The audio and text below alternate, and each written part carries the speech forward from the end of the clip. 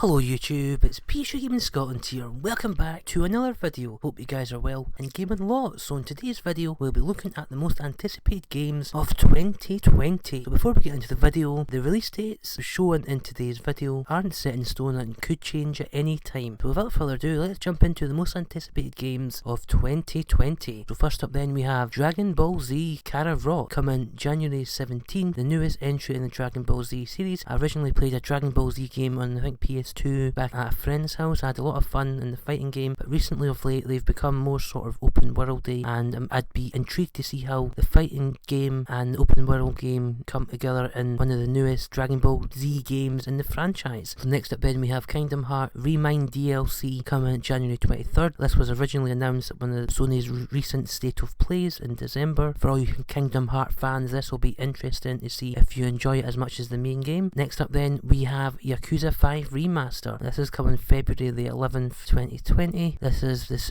last in the series of all the from remastered games from 3 to 5. 3 released in 2019 and so did 4. And Yakuza 5 Remaster coming February the 11th. I'm intrigued as this is like a Japanese open world game and it's really cool, interactive, a lot of action, so it does look fun. But I haven't played the Yakuza games yet, so this might be one for me for next year. Next up then we have one of Media Molecule's newest games, Dreams. This has been an open beta for a while, so it's finally getting a release date on February 14th, 2020. Now I'm a big fan of Little Big Planet, the original game, as the single player campaign was really fun, but where Little Big Planet shined was the multiplayer side of it, and you could play hundreds if not thousands of user generated levels for hours on end. There was definitely hundreds of hours of entertainment there, as the amount of levels and ideas from the community are endless. They're really fun. Some are really terrible, but majority of them are fantastic, and I can't wait to see who or what has been created in Dreams when it releases in February. So this is where it starts to heat up then for game releases. March 3rd, Final Fantasy VII Remake. Now we have learned recently of an hour-long demo in Midgard, which is at the very start of the game. They have said that we're going to add new bosses and new areas to Midgard Part 1 of the Final Fantasy VII Remake. I can't wait to play it. Probably make a video on the actual demo itself and my initial thoughts when it eventually releases. But Final Fantasy VII Remake is definitely one I've got my eye on and I can't wait to play it. So next up then we have Neo 2 coming March the 13th. Now this is a sequel to Neo, very sort of similar to like the Souls type games, very difficult but probably very rewarding when you overcome all the bosses and find all like the different collectibles and items that you need in order to become the best you can be at the game. Next up then we have Doom Eternal coming March the 20th. Doom 2016, from what I've heard, was a really fun gory game, but I can't wait to see what Bethesda does with Doom Eternal. But a lot of people have lost trust with Bethesda because of the Fallout 76 debacle and what a terrible game that was and all the horrendous things that have happened. So I'm waiting to see with bated breath to see if people will retrust Bethesda and play Doom Eternal coming March 20th. So next up then we have Resident Evil 3 Remake with the Resident Evil Resistance multiplayer mode coming April the 3rd, 2020. Resident Evil 2 Remake was my game of the year. It was absolutely incredible, and being new to the franchise I didn't know what to expect, but it was incredible. Story, graphics, Mr. X was brilliant, and I can't wait to see how Nemesis is going to be different from Mr. X. I think he has a bazooka that he can hit you with and whatever, but I can't wait to finally play as Jill Valentine and Carlos Alvarez in the new Resident Evil 3 Remake. Really excited for that releasing. Next up we have Cyberpunk 2077 coming April 16th. It's a sci-fi open world game. I'm not the biggest sci-fi fan, but the only downside to it so far is the first person side of it. I'm not sure how that'll be. I'm not really a fan of sci-fi or first person games, but I'm really intrigued to see how they can see what you can do in this world, as you can either go in all guns blazing, go in and take the stealth approach, or go and hack things with all the new items and abilities that you'll be able to unlock. The world, from what I've seen, looks incredible, and I can't wait to dip my toe in and finally find out what Cyberpunk 2077 has in store. So next up then we have Predator Hunting Grounds coming April 24th. We saw a lot of gameplay and trailers about being the Predator and try to take out the enemies and human players stealthily, but I want to see more about the human players and what abilities they have and what impact they have and how difficult or easy it will be to take out the Predator if you all work together. It sounds as a really fun multiplayer game coming April 24th. So next up then we have Marvel's Avengers, which is coming May the 15th. Now Insomniac Games did a fantastic job with Marvel Spider-Man. The combat was excellent, and there was no actual money exchanging hands in terms of getting all the suits. There was single player DLC which you could pay for individually or as a bundle, which was fair enough, but in terms of if you wanted to get all the suits or all the other items, you just had to play the game. So if the company behind Marvel's Avengers did what Marvel Spider-Man did to Spider-Man, then I'd be quite excited for this game. But the fact that they mentioned some sort of microtransaction mess or some sort of microtransactions in this game fills me with dread, and I really am not sure about this game, but a lot of people have said to put it on the list, so that's what I'm doing. That's coming May the 15th. Now the biggest game, most anticipated game for me, Last of Us Part 2, coming May the 29th. I really cannot wait for this game. Can't wait to find out Joel and Ellie's story, find out more lore of the universe, and hopefully try and find out more about all the new characters, like maybe Anna's, which we think is Ellie's mother, and her journey to the Fireflies,